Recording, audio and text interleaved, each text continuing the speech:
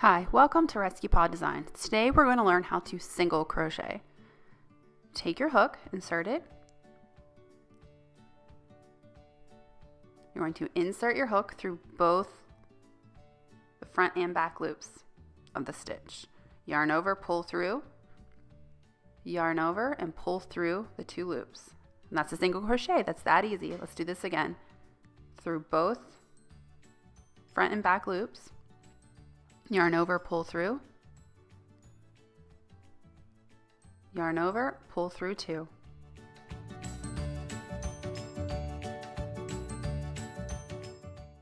To start your next row of single crochets, you'll need to chain one and then turn your work. So just flip over your work.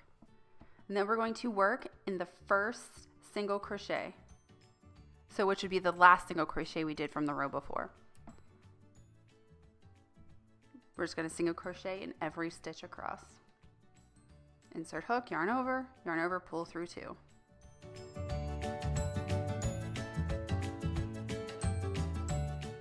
And that's how you single crochet. If you'd like to see more tutorials just like this, be sure to hit the subscribe button below. Thanks for watching.